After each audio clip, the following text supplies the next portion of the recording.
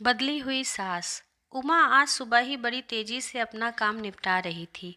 उसके पीछे की वजह भी खास थी। उसे पूरे 3 साल बाद अपने मायके जाने का मौका जो मिला था। काम करते वक्त वह काफ़ी रिलैक्स थी क्योंकि सासू माँ ने उससे कहा था कि कुछ दिनों तक दीपा, जो कि उसकी ननद है, आने वाली है। उसकी यह ननद 100 के बराबर थी। उमा शादी करके जब घर आई थी, तब दीपा को अपनी बहन की तरह प्यार करती थी क्योंकि उसे खुद की कोई बहन नहीं थी। लेकिन कुछ ही हफ्तों में उसे यह पता चल गया था कि उसकी ननद किसी जेलर से कम नहीं। हालांकि दीपा का ब्याह हो चुका था, लेकिन उसे अपने ससुराल वालों की किसी भी प्रकार की चिंता नहीं थी। उसे जब जी करता था वह अपने मायके चली आती थी और मायके वालों पर अपना हुक्म चलाती थी, खासकर अपनी भाभी पर। वही डिसाइड करती थी वहाँ पर क्या खाना पकेगा, कोई घूमने जाएगा कि नहीं, या जाएगा तो कहाँ जाएगा। दीपा ही थी जो हर बार उमा को किसी न किसी बहाने से अपने मायके जाने से रोक लेती थी। लेकिन आज का दिन कुछ अलग था क्योंकि माँ के कहने पर दीपा के पति ने उसे मायके जाने का इंतज़ाम कर दिया था। ट्रेन की भी टिकट बुक हो चुकी थी। सारा काम खत्म करने के बाद उमा अपने पति के साथ अपना सामान लेकर घर के बाहर निकले ही थी कि सामने से दीपा आती हुई दिखाई दी। दीपा जिसके मुंह पर बड़ी सी स्माइल थी और आंखों में चमक थी।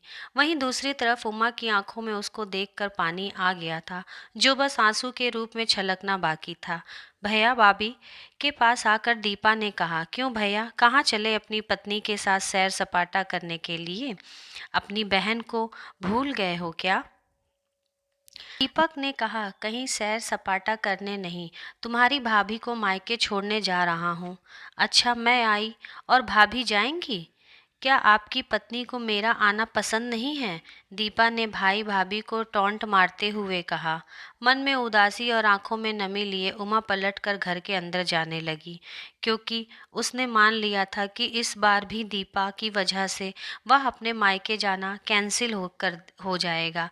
लेकिन तभी सामने से आई उसकी सास और बोली, तुम दोनों अभी तक रेलवे स्टेशन नहीं गए क्या? गाड़ी के पीछे दौड़ते हुए जाओगे? दीपा बीच में टपकते हुए बोली, यह क्या कह रही हो माँ? मैं आई हूँ और भाभी को मायके भेज रही हो? क्या अब आपको मैं इतनी खटकने लगी हूँ? माँ ने दीपा को डांटते हुए कहा। तेरा क्या है बेटा? यह तो तेरे लिए एक प्रवास स्थल है जहाँ तू जब जी चाहे अपने ससुराल में बोरियत महसूस करे और आ जाती है। लेकिन वह बेचारी तो ऐसा नहीं करती है, बल्कि वह तो जब मायके जाना चाहिए तब भी अपने मायके नहीं जाती है। इसलिए उसका अभी मायके जाना बहुत ज़रूरी है। मैं तेरे या मेरे या किसी और की वजह से उसका इस बार मायके जाना बिल्कुल रद्द नहीं होने दूंगी। पहले यह बता, तू तो कुछ दिनों के लिए आने वाली थी ना, फिर कैसे आ गई? मैंने तो ऐसे ही कह दिया था। मैं देखना चाहती थी कि मेरे ना आने से भैया खुश होता है कि मुझे बुलाता है। दीपा ने कहा, हाँ हाँ, क्यों नहीं, कोई बुलाए या ना बुलाए, पर्यटन स्थल पर तो हर कोई आ जा सकता है। अब की बार मेरी बहू को उसके पर्यटन स्थल पर यानी कि उसके मायके जाने दे।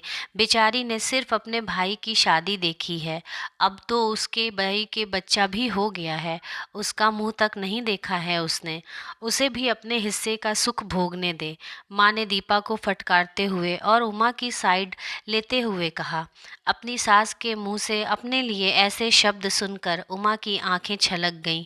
उसने अपनी सास को गले से लगा लिया। सास ने कहा, बहुत हो गया प्यार, जल्दी जाओ वरना ट्रेन छूट जाएगी।